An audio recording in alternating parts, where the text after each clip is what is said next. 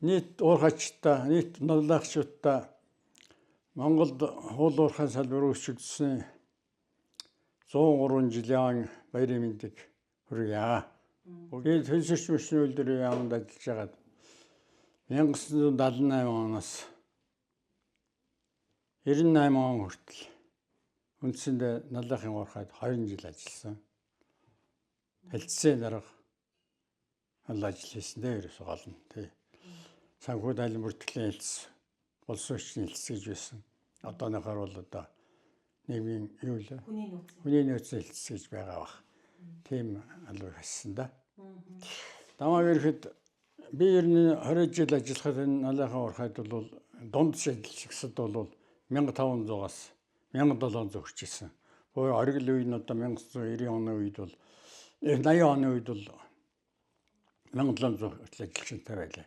Энэ ямар учиртай гэхээр төлөвлөгөө даалгавар одоо их дээрээс өгдөг. Тэрнийг биелүүлэхийн тулд бид одоо ажиллагчийг ийм авах шаардлагатай болоод 1700 хүртэл ажиллах хэрэгтэй байлаа. Манай уурхай бол ер нь жилд анх байгууллагахдаа 500 мянган тонн үрс гаргах хүчин чадалтай тийм уурхай байсан.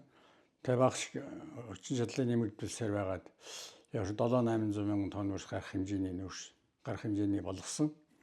Тэгээ ерөөсөө Улаанбаатар хотын хэрэгцээ бол маш их байсан учраас бидний 1980 онд одоо сая тонн үрс гаргах гэдэг даалгавар дээрээс өгч ирсэн. За энэ үед бол хүн хүч одоо маш ихтэй учраас бид 1700 хүртэл ажиллах хэрэгтэй. Ингэж ажиллаж ирсэн. Бид хамгийн дээд нь 960 мянган тонн үрс гаргаж ирсэн. Ийм уурхай байгаамаа. Яг 1500 ажиллагчид бол 27-8 хэсэг зээгт хуваарлагдаж ингэж ажиллана. Хэсэг зээг болгон дарахтай, инженертэй ийм байдаг. За зөвхөн манай хэлцэгтэл одоо 5 хүний бүрэлдэхүүнтэй, мэрэгчлэнтэй, зааварлагчтай, сургуулийн инженертэй ийм алуу байсан манай алуу. За манай ажилчид бол ихэнх нь одоо Ахмад уурхайчд бол ер нь дандаа Бараа аймгаас зохион байгуулалтын ажлаар ирсэн улсууд тэдний өрөө хүүхдүүд ажиллаж байсан. Өөрөөр хэлбэл Баян хөлгийн Увс ховд Завхан аймгаас одоо ажиллаж явж байсан. Манайх хамгийн сүүл 1976-нд зохион байгуулалтын ажилд авч ажилласан. Тэрнээс хойш бол яг энд хөмсүүдээр ажил хөдөлсөнд нөхөж ирсэн. За ажилчдын ахуй амьдралыг харах талаар бол манай уурхай угаасаа Монгол тэр үед манай уурхайч одоо хамгийн том уурхай нэсэн. 15 уурхайтай байлаа Монгол улсын хэмжээнд. Хамгийн том нь манай уурхай байлаа. Дараа нь Шарангойн уурхай. Зөв орон нутгийн одоо 12-3 тийм жижиг уурхайнууд орон нутагт ажилладаг юм байсан. Улаанбаатар хотыг бид нүүрсээр хангахын тулд одоо дөрвөн ээлжээр одоо үндсэндээ дөрвөн ээлжээр ингээд тасралтгүй ажилладаг юм уурхай байсан. За ажилчдын ахуй амьдралыг харж үзэх талаар бол ерөөсөө төр засгаас цаанаас нь маш их сайн харж ирсэн. Налахад бүхэл хүнсний хангамжийн хамгийн дээд зэрэг юм өгч ишээтэй. Манай уурхайч бол хамгийн өндөр салин авдаг, хамгийн өндөр тэтгэвэр авдаг. Тийм улсууд байсан. За биднэрт бас ажиллаж яхад нь бол удаан жилийн нэмэгдэл өгдөг, түлээний өрсний өнгөлтийг бүр 50% өргөдөг. Одоо машин өрсийг манайхан одоо 50 төгрөгөөр 90 төгрөгөөр авчихсан тэргүүл хүн үнэмшихгүй л баг. Тийм одоо сайхан хөнгөлттэй ард талын харж үздэг, орон байрыг хөнгөлдөг. Одоо ялангуяа гүнд ажилтны уурхайчдаг бол маш өндөр харж үзжсэн. Одоо удаан жилийн нэмэгдэл 5-аас 25% хүртэл удаан жилийн нэмэгдэл өгдөг. Ийм одоо хангамжтай хамгийн одоо төр засгийн хамгийн түрүүнд харж үздэг тийм үйлдвэрийн нэг мөнөөс мөн байсан. Тэгэхгүй бол ерөөс Улаанбаатар үлдчихэд үлийн одоо маш хүнд үеийг бол бид нэр туулж ирсэн. Ямар сандаа би зүгээр нэг жишээ хэлье. Одоо бидний нам засаг гэж ярин тэр үед нам засгаас маш хүнд даалгавар өгөөл. Та нар сая тонн үрс гарга. Тэгэхгүй бол одоо Улаанбаатар чөлжлөө. Тэрнээс гадна энэ ч олон улсын найрамдалт орнуудын одоо харьцаанд хүртэл сэв суух гээд байна. Зарим элчингүүдийн гэр бүлийн улсууд дараад байна буцаа гэдэг гэж. Энэ тэр бидэрт хэлдэг байсан.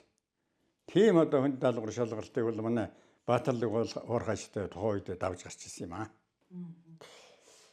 Ер нь наллахын уурхайг нээсэн түүхэл бол 1910-аад оноос нийцсэн байгаа. За тарууга нийцсэн гэсэн одоо тийм домоггүй үнэн шагуун байгаа. Тэгээд 1922 он хүртэл ер нь гар аргаар одоо хуваарь ашиглаж байгаад 22 онд улсын үйлдвэр болгож ингэж зарлж тэрнээс хойш одоо налахын уурхай уул уурхайн төв хөвчгдсэн ийм талтай билээ. За налахын уурхай 22 оноос хойш ажиллаж гиснээс хойш одоо энэ дагалдах төр захиргааны байгууллага, сургууль, соёл, эмнэлэг, соёл техникийн ордон одоо тэгээд одоо автоваз, барилга контор энэ бүх байгууллагууд ерөөсөө налахын суурин дээр налахын нэрэн дээр уурхайн нэрэн дээр дандаа туслах шанараар туслахч байх одоо энэ чинь жишээ нь уурхайч хүний хүүхдийг сургууль хэрэгтэй, уурхайч хүнийг эмнэлэг нь хэрэгтэй болдог. Тэгээд уурхайд одоо материалын татгаас агуулад автоваз хэрэгтэй болдог. Энэ бүх юмнууд цөөр налахын уурхайтай холбогдож энэ налах гэдэг ийм том айланд бий болсон юм да. Тэрний үргэлжил одоо бид ингээл явж байна. Тий. За манай налахын уурхай бол ерөөсөө зөвлөлтийн тоног төхөөрөмжөөр ажиллаж исэн. За зөвлөлтийн мэргэжлүүд ажиллаж исэн. Бидний үед одоо 50-д зөвлөлтийн мэргэжлүүд байсан. 50-д. Тий. За энэ усуд манай яг ер нь 90 он болоод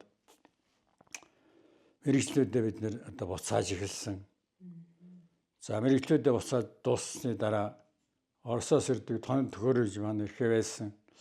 Ингээл уурхай маань ер нь 90 онд айхтаа дам аваар болсон. Тэгээ ер нь одоо мэргэжлийн асуудал ярьдгийн одоо тэр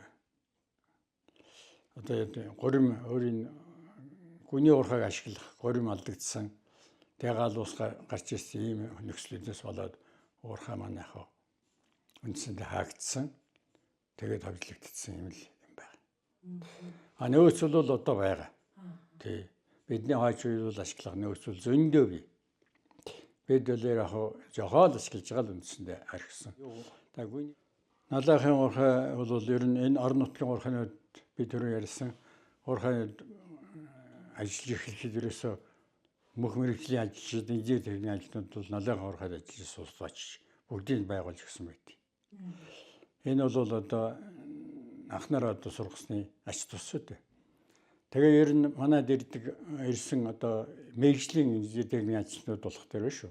Дандаа зөвхөн толгойд улсад бэлтгэж ирсэн хуучин цагаар. Тий. 1977 он хүртэл одоо дандаа зөвлөлтөд бэлтгэгдсэн ийм инженер техникийн ажилтнууд ажилладаг байсан. 77-оос анхны одоо уул уурхай мэргэжлийн одоо Монгол улсын одоо политехникийн их сургууль бэлдэж эхэлсэн. Тэрнээс хойш яг бүгд бэлдэж одоо ч бэлдэж байгаа. Техник их сургууль. За энэ боловсрол мэргэжлээс гадна одоо манай инженер техникийн ажилтнууд мөн Оросын уурхайнууд ижил төстэй уурхайнууд ашиж дадлага хийж маш их дадлага хийж тэднээс бол маш их юм сурсан байдیں۔ Ерөөсөө энэ налахч одоо энэ уурхай байгуулснаас болоод хамгийн түрүүн гэртэл төмөр зам Улаанбаатар налахын ганцхан төмөр замыг байгуулагдсан анхны юу шүү дээ. Энэ ямар ч зүйл Улаанбаатар руу нэг төв зөвлөгөө хасантад нүүрсэл хийхин тулд одоо энэ чинь тэргээр баг хөр дэргэрч зөөж исэн юм шиг байна. Тэгэхээр төмөр зам хамгийн түрүүн байгуулагдсан. Энэ төмөр зам ч одоо налах Улаанбаатарын Монгол тавигдсан анхны төмөр зам шүү дээ. Тий. За тийм учраас ерөөсөө энэ налахын уурхайгаас ерөөсөө бүр ажиллаж ангийн их хөсөр тавигдсан гэж үздэг л дээ. Тий. Тэр станцад одоо нүүрс очиад тэр нүүрс цааш нь боловсруулахаас хуулаад ингээл явдаг л да. Улаанбаатарын хөгжил бол налахын үүсгэсэн үүргээс хамгийн гол төлш цахилгаан гэрлэл хангаалал гэхээс зэрэг амьдрал одоо дагалдаад өрнөл явна шүү дээ. Тэгэл явсан. Тийм л очтой. Тэрээс өмнө одооны шиг Шиваогийн уурхай энэ бусад уурхайнууд бол нэгдэг байсан шүү дээ. Багнаар уурхай тийс байгааг. Саяхан одоо энэ чинь 80-аад оноос л ажиллаж эхэлсэн шүү дээ. Тийм л шүү дээ.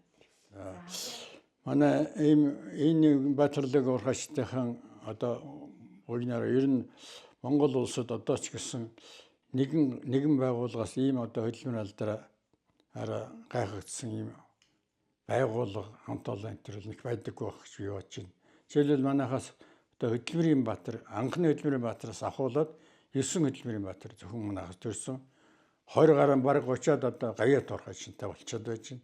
Тэгээ ийм ганцхан байгууллагаас төрсэн юм нь бол хоорхон байдгүй байх гэж би бодож явдаг. Тэгээ одоо энэ хойч үе маань одоо энэ биднийхээ хөдөлмөрч баатарлаг даачны сайхан уламжлалыг авч явж ивэл одоо бидний хувьд одоо сайхан санагдах юм. Тийм ч ирээдүй байгаа бах Монгол улс маань тэгж явж байх гэж бодож явдаг доо.